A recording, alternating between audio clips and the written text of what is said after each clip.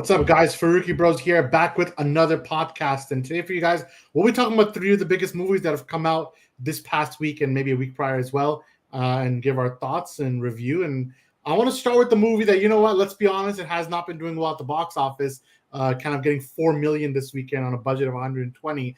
But sometimes it's not about how well a movie does in the box office, it's about what the contributions of such movie is to cinema itself. And that's Megalopolis. And I want to kind of put it out there in these two extremes. You know, it's funny to use the word extremes because maybe none of our opinions are in the extreme, but what we're seeing, the discourse around it is a lot of extremes. And that's some people saying this is a modern masterpiece. It's Coppola's magnum opus. And other people saying this is a disaster, that this is just completely a man that's gone off the rails and just created something that is completely incoherent. And that's the kind of thing I want to discuss, not only our reviews, but why it's been so divisive.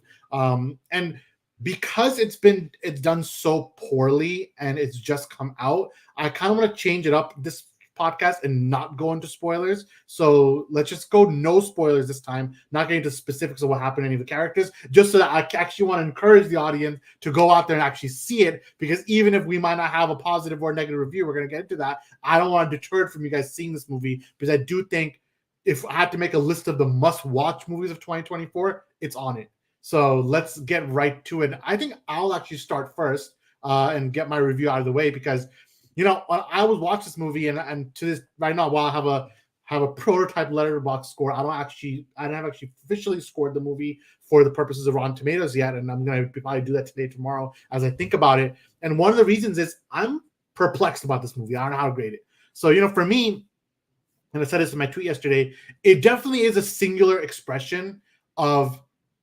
Coppola's cinematic language. So his language, what he wants to say, I think he's doing something unique with it, and no doubt about it, it's singular. There's an interview with Adam Driver he did with Discussing Film where he literally said that this is a movie where there was no producers who were whispering notes or passing notes back and forth. This was just Coppola doing everything he wants, no reins holding him back. And in the conclusion of where I come to, it's like I'm going to use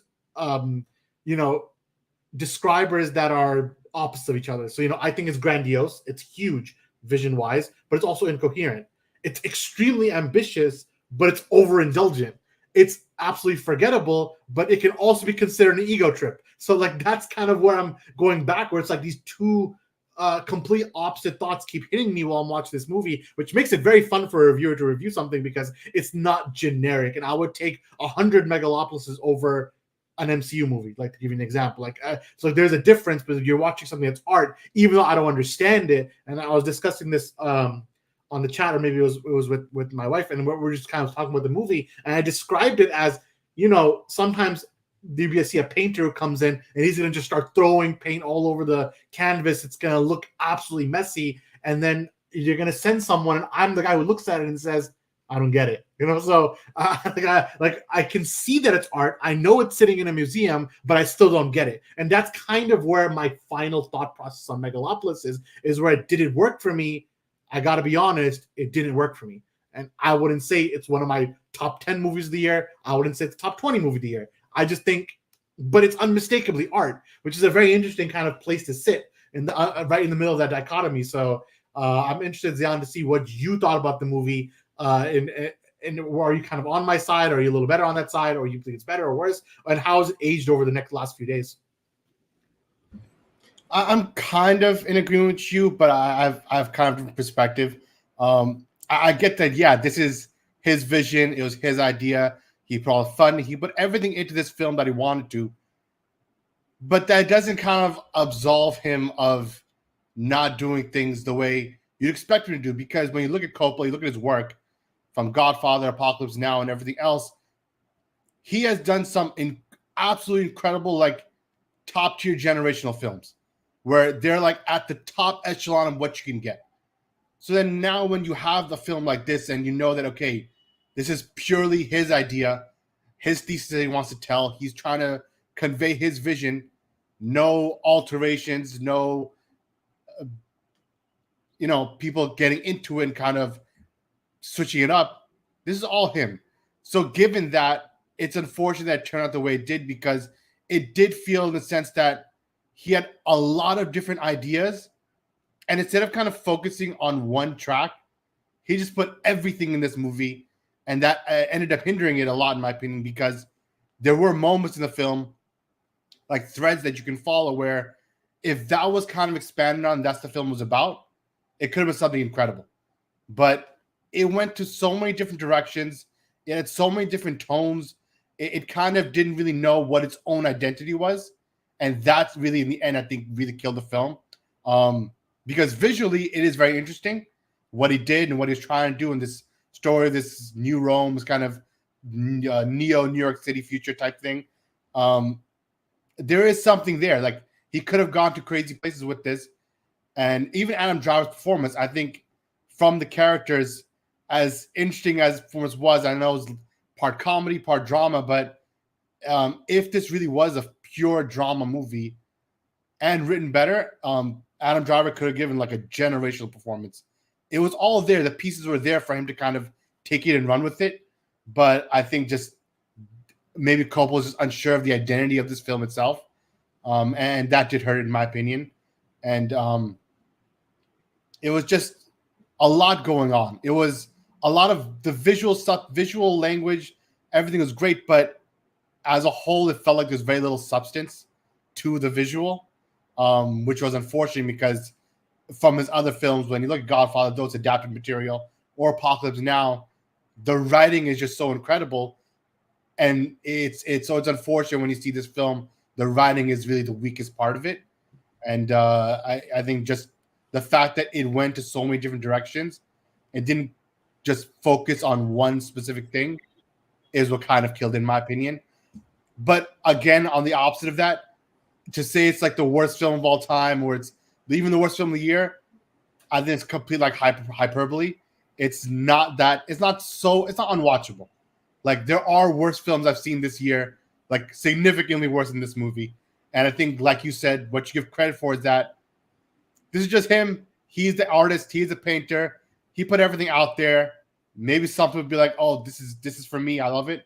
Some would be like, "I hate it." But I'm one of the rare people like, I'm right in the middle. I don't think it's the best thing ever. I'm not so into it like that, but it's not the worst thing ever either. You know, there's pieces there, but it just didn't mesh together. The puzzle pieces didn't fit.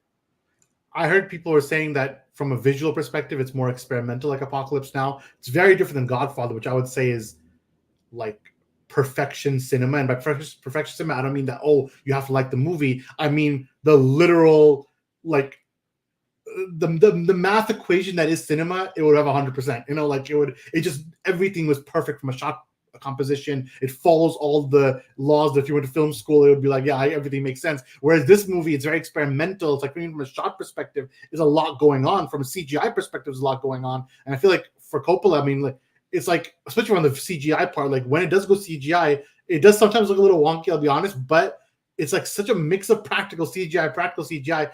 It reminds me of, this is gonna be a weird comparison, but it reminds me of I forgot the movie name, but Speed Racer. It reminds me of Speed Racer sometimes, And if you remember Speed Racers, which has a resurgence in recent years, because it was like the Wachowskis made it right after Matrix, and you're like, okay, what are they gonna do? And they make this movie that just like a lot's going on, and at the time it just flopped, bombed, bad reviews, everything. But over the last few years, people have gone back to Speed Racers, like, wait a minute, there's something going on here, like, and there's been a resurgence for it. And I feel like Megalopolis is kind of similar to that, where it's like, is it ahead of its time? Like, are we just not the right audience for it? Maybe the future audience will be more for it. I don't know, but I don't know. It's interesting.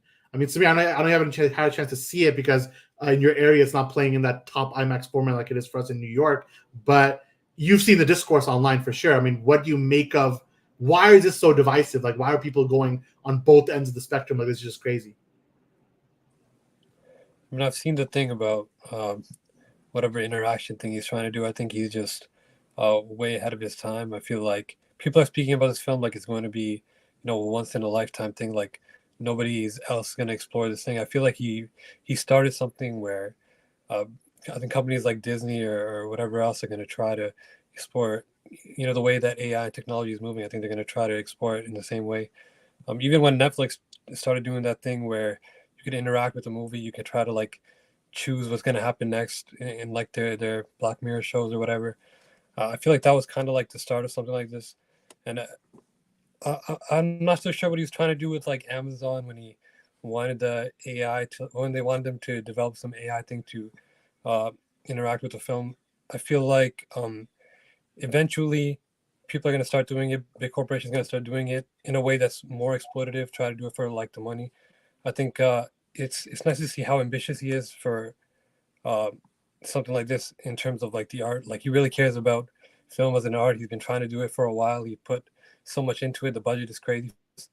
Um, I feel like it's just nice to see how early he is with this, and it's gonna be crazy to see what direction he goes in, or what direction this takes, or what it leads to. Yeah, I want to stick to this moment because even though this is a light spoiler, I don't want to get too into it. But I think everyone knows what this part is: the audience interaction element of the movie, which is not in every single theater. So if you're not lucky enough to kind of have that element, it's only really playing in the biggest cities. So for even New York, it only happens maybe once a day. Only one screening per day, from my understanding, and only in the biggest theater. But you're right, Samir. You hit some good points because he was developing an AI. Originally, there was some thought that, hey, what if we, like, depending on what the question the audience asks, he's going to AI an answer back to you. But that would have been, I feel like we're so many years behind that happening because how many movie theaters are even equipped to, number one, listen, number one, spit something back out. Like, this is something that we're not there yet. But I can see that he wanted to be like, I want to try something. And he actually had an interview with, I forget the source of who he interviewed with recently, where he said that he's upset at the place where cinema is right now, and he's saying that he's obviously he's an older man now, he's at the end of his life, naturally. So I think he's like, I'm upset that cinema is in a worse place now. Like, we've left it in a worse place than when he started. So he's upset, and I think this movie's kind of like his answer to like, this is what cinema should be. And there's a lot of like 1930s references, like 1930s cinema. There's a lot he put into that. And there's a lot of like a lot of the style is very Art Deco. So you can tell he's doing an old school kind of throwback while using new school technology. And all that's good credit to him. And just for some reason, when I'm watching the movie, it just comes off as so incoherent. And maybe because, yeah, it's like your point, there's so much going on at the same time. But I come back to him like, all the pieces are there, you're right, but I'm like, why is it not working for me? And is that a problem with me as a viewer that I've gotten too used to generic cinema, or is it that maybe Coppola drank too much of his own Kool-Aid? And I think both arguments are very fair. But Dan, what do you make of that like interactive element in the movie? Like, do you think that was worth it? Most people will not even have it in their screening. It's just gonna cut that part out. But for you, when that happened for us at Lincoln Square AMC, New York City, did you feel like cinema is happening? It was definitely interesting. It almost kind of took me out of the movie a little bit. I get it's a cool thing that they're doing, that he's trying. Obviously, completely differentiates him from anybody else what they're doing right now. But I think they could have done more with it. I know the AI stuff is far away, but maybe different locations had a different scene where he answers a different question. Like maybe New York would be a certain a question and answer, and LA would be a certain question and answer. I feel like if he had different versions of the movie in that sense, that would have been something a little more incredible, where like, yeah, you actually get a unique experience based on location or time or whatever. Like maybe in a few weeks it'll be different, something else. If that's something like that, I'd be like, that'd be like much more impressive. But I feel like this was okay. It was an interesting thing, but it didn't really capture me in any way. I was like, okay, I'm just seeing it. It was like weird, but I was like, get on with the movie now, because it's like it didn't add really that much to it since it was very preset. There was no chance for something different. It's not something that I expect to see other studios really go into now, at least until the AI thing is really more part of the interactiveness. But it was interesting for sure. It added a different element of immersiveness to the film. Yeah, I would have liked it more if the person who was doing the interactive element didn't kind of botch his stuff. I think he did the nervousness of I have to speak really quick so that he doesn't speak over me. But he spoke so quick that I left a really long extended pause, which also took me out. I'm like, It's like clearly you could have said this a little slower and you didn't, and it caused like I don't know. I think that guy, the guy who was in our interactive element part, did not say his lines at the speed he should have said it, and it took me out of the movie just saying that. And there are detractors on Twitter. I'm not gonna take credit for it. Who are like, listen, this happens, 15 to 20 times a day in the Muppet Vision 3D ride at Disney World. Like, let's be honest, when they're looking for the rabbit and the guy's coming out, it's like he's pointing the flashlight up and down, and all the kids are pointing at it. I guess this is that for 30-year-old plus men, but for Megalopolis. So that's kind of the other side of it, But that's the other side of it. You're out for that. It's the same thing, except the kids are like the very pretentious cinephiles and way into the movie. Yeah. Replace the 5-year-olds with film students. It's like a couple like groundbreaking, innovative work. Muppets Vision 3D. Yo, Muppet Vision 3D was there, man. I'm a big Muppet Vision 3D truther. And nobody's in the audience. That's how played out's already is. Yeah, but that's the thing. They actually point, and he's up there in the sky in the booth, and the kids actually point, and it works. And then the live element is even better because he's like using his flashlights, like where? Here, just ask you a question. And the screen, and why does the aspect ratio become so small? So I don't know. That I didn't understand. I don't know why the aspect ratio is so small. But I saw it's not even a glitch, but I saw it in multiple screenings the same way. So maybe there's a reason. Maybe it's supposed to be more intimate. I don't know. But that's Megalopolis. Let's if you guys, regardless of what we're saying about it, I definitely think it's worth the watch and to check it out and see what you think about it yourself. From a score perspective, I know I can't really give a score. I'm still up in the air. I'm thinking 2.5, but Zion, I don't know if what you're thinking on it, but I ended up landing on a 3 because I feel like I could see the threads and the pieces there. He didn't take him to the right direction. That's it. And like he had a good idea. It just kind of went everywhere though, unfortunately. Cool. So let's see. This is an interesting discussion. We might be able to talk about it as the year goes forward, and it's not going to be an award contention, but we'll still discuss it. The fringe dark horse. So let's move from that and let's discuss an animated movie that's been on everybody's hearts, which is The Wild Robot. I mean, this is a new movie from DreamWorks. It's won the weekend, let's say, between Megalopolis and The Wild Robot. The Wild Robot did quite well compared to it. But are you left on the Muppet Vision 3D? No, it doesn't matter. Either way, The Wild Robot is a little more safe movie, I would say. It's, in my opinion, I'll go first with you. What? I'm thinking about the Venom trailer. Why the Venom? It played right before the movie, and I honestly can't say if Megalopolis would be better than that. Listen, Venom 3 looks good. I don't know what used to me, but Venom 3 looks good to me. I'll be there. His magnum opus. He put 120 million. His magnum opus, his like peak of his career film. And it's gonna be beat by Venom 3. Venom 3 is like he'll say Eddie, and that's it. That's all he's saying. Oh my god. I feel bad for him, honestly. Either way, The Wild Robot. So I'll give my review quick. We won't spend too much time on it, but it's funny because going into the movie, I heard great things. It had obviously 100% on Rotten Tomatoes, A+ cinema score. It was like everyone was just saying great things about it. And DreamWorks, they have a pretty good track record when it comes to animated movies. Some people say they're actually much better than Disney because they're more experimental.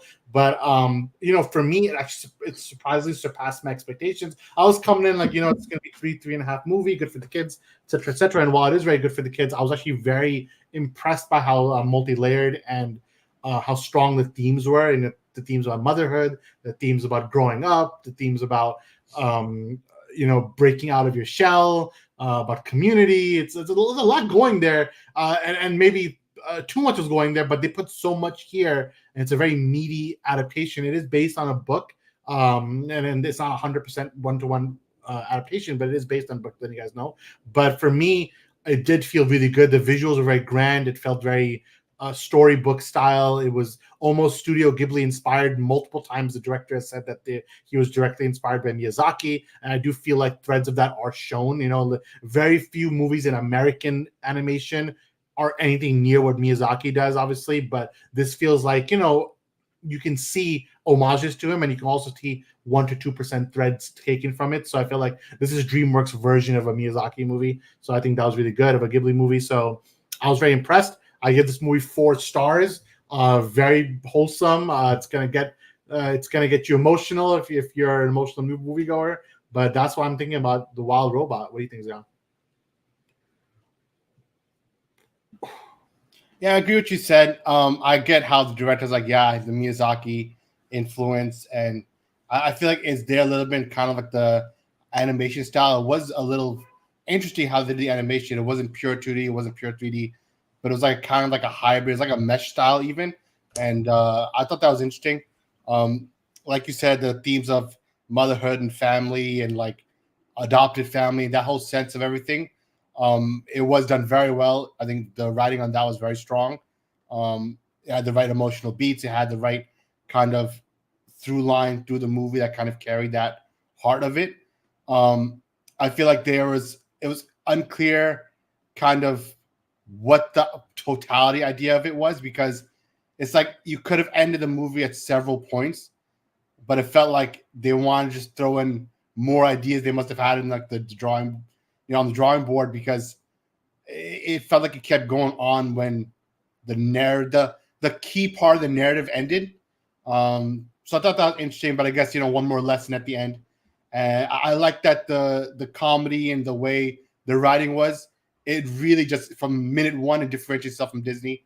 Disney is obviously it plays it very safe, but this from minute one they're already saying words like kill and death, and it's like that's part of the comedy even. And it was like, okay, this is something different, and I appreciated that as well. And I think that overall it was a strong film and good for DreamWorks. There needs to be other studios like DreamWorks to kind of challenge Disney's position and not copy exactly what they're doing.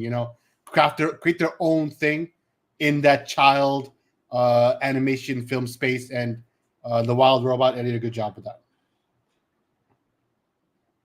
Yeah, I'm on the same boat. I think it's a good movie to watch, but it's not the only animated movie that came out this week. So we'll just double topic this and discuss also Transformers 1, which is the newest Transformers movie. An animated movie, tells an origin story of Optimus Prime and Megatron and the whole group. I think a lot of people say it's a great double feature, that it fits quite well and neatly with the original Transformers 1984 movie.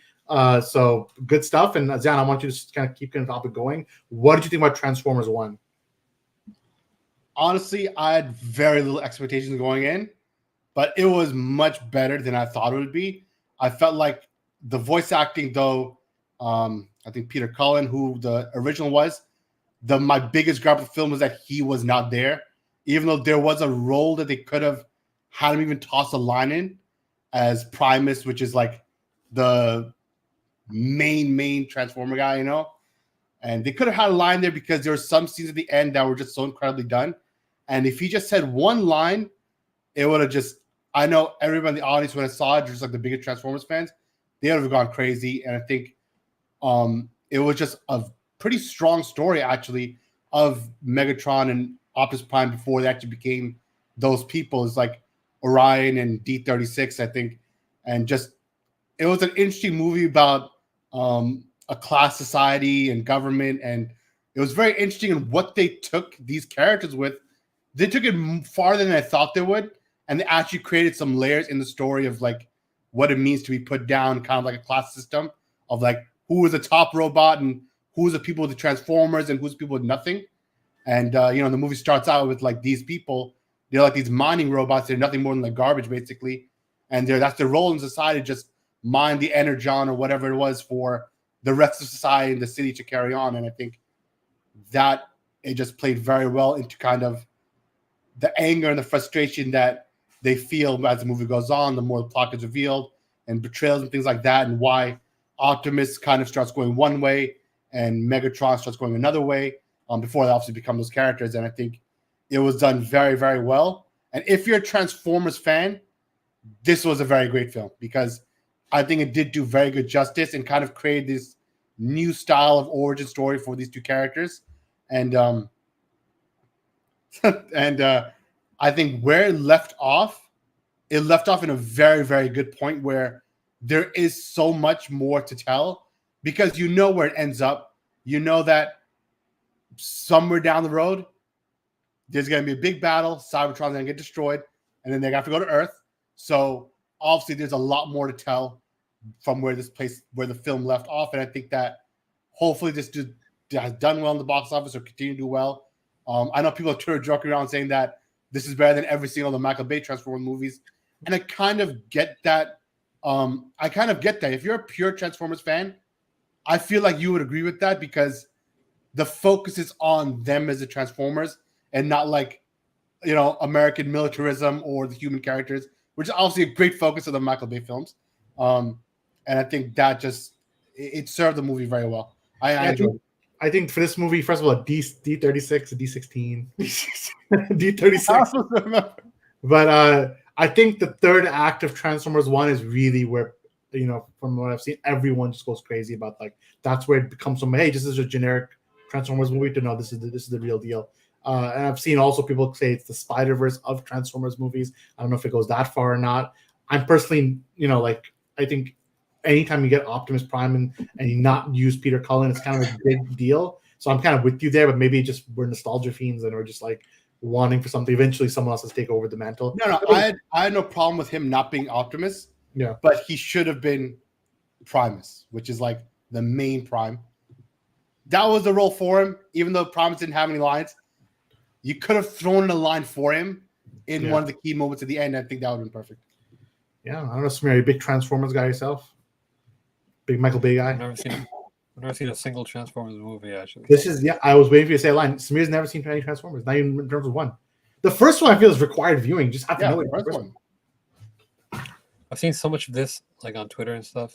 It's a planned trilogy, so eventually I'll get to it and I'll binge them all. But there's not a lot of lore I can go off of here.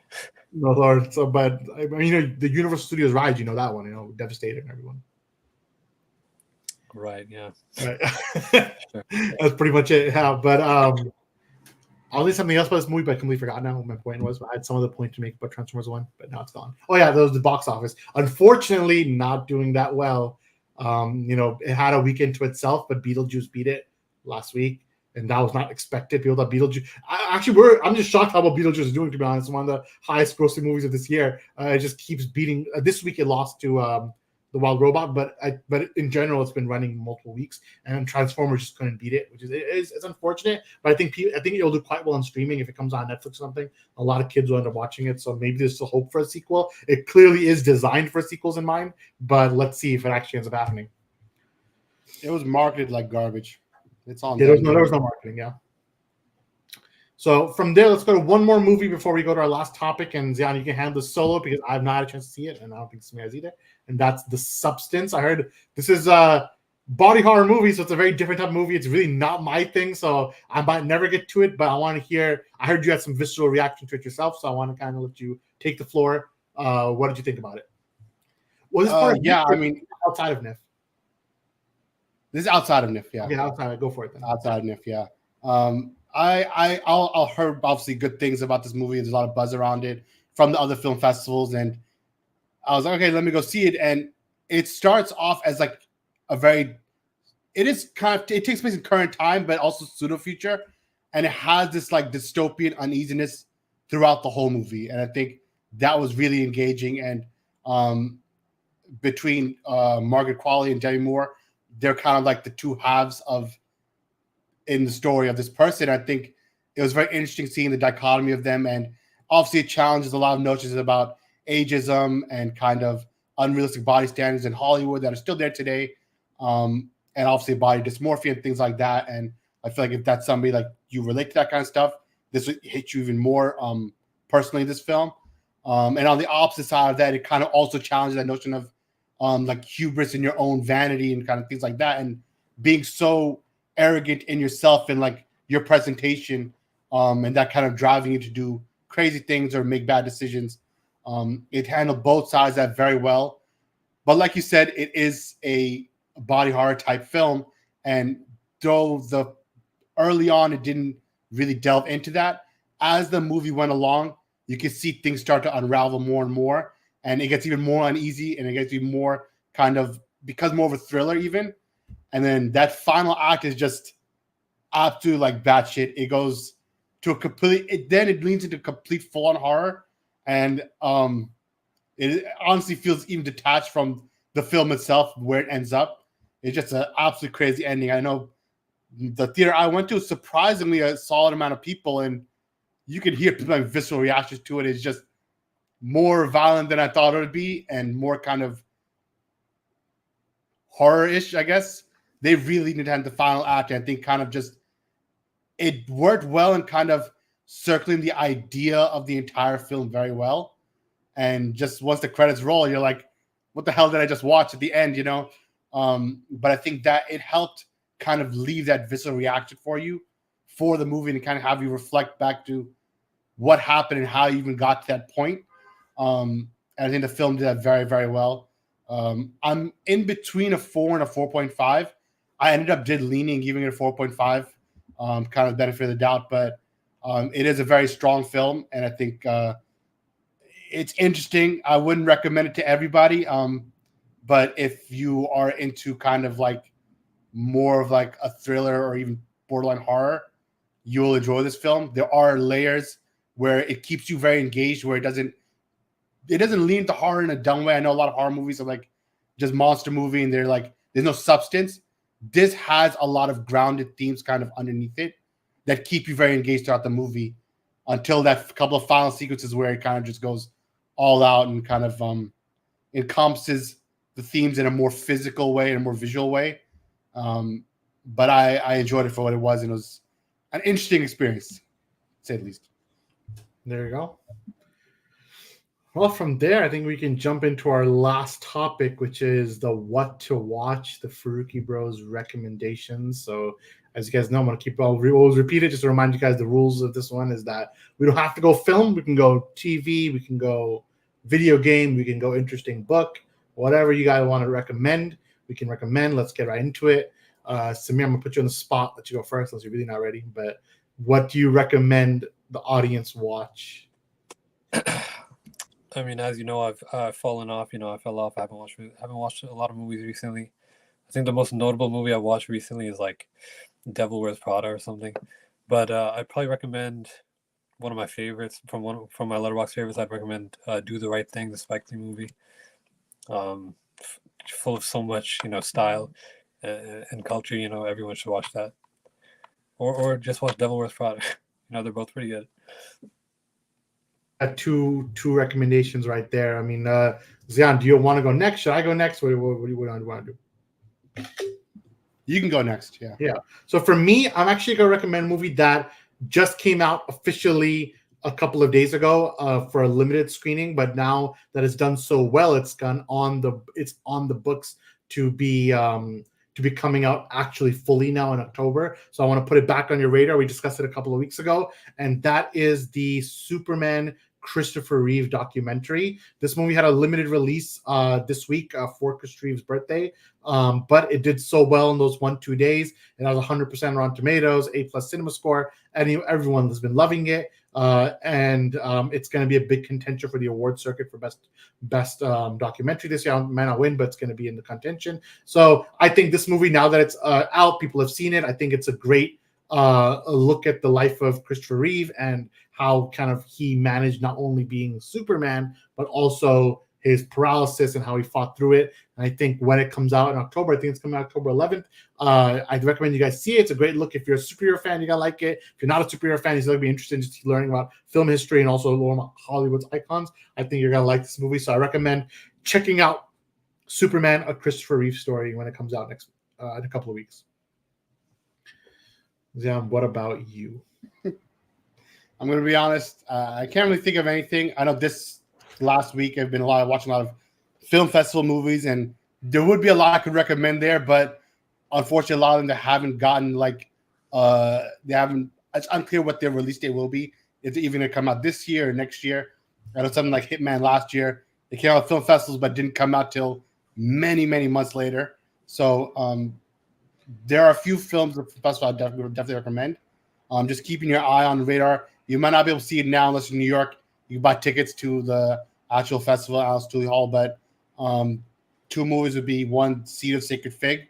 I think that was, I came in with, I didn't know too much about it, but it ended up being a very poignant film about this kind of like government detective guy.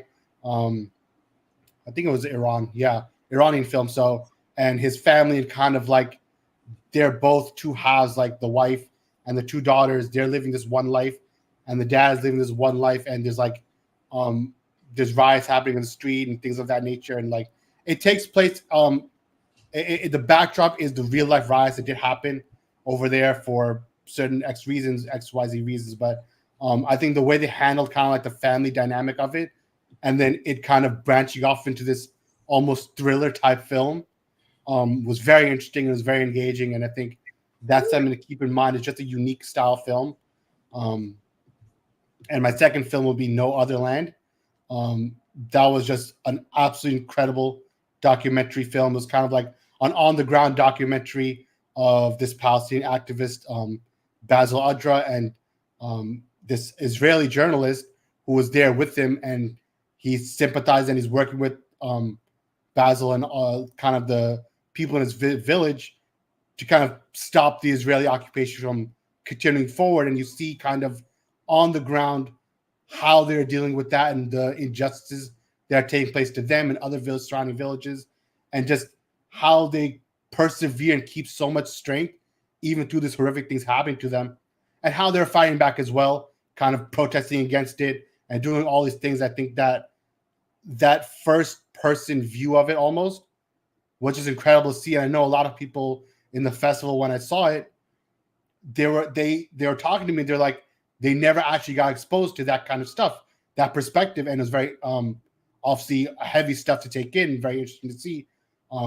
Because I know there was a lot of stuff going on social media as well that you can't see now from there, but there is a large generation of people who aren't in tune with TikTok or those places where that footage might be. So when you see this film, you get very, very good insight to actually what is happening to the Palestinian people, the plights, and all the injustice taking place. And I think that awareness is what even more so makes it such an important film, because this will now branch out into communities of people who would not have gotten this access to see what is happening. I think so. No Other Land is like a film that if you have the opportunity to go see it, if you're in New York catching a film festival, or if it gets picked up and comes out on streaming somewhere, this is a film to see and check out and kind of get a view into the general life of these people in Palestine and what they're dealing with. Good stuff. Good recommendation. In the comments, we have one funny one. It's from our boy Turtleman, and he's saying, my recommendation is watch the Minecraft movie, and that Chris Reeve was a good man, and he's proud of the resilience, and he loved his manifesto, whatever that means. So maybe he's lost it. I don't know. But let us know what you think about everything we discussed so far. Megalopolis, definitely recommend you guys check it out, as well as our What to Watch. And of course, you have a couple of animated movies in The Wild Robot and Transformers 1. And if you're into some more harder side of things, there's also The Substance. So a little bit something for everyone, to watch. And that's kind of what we want you guys to do. Just, open your horizons, try different movies. So from myself, from Zayan, and from Samir, we're the Farooqi Bros, and we'll see you next time. Peace out.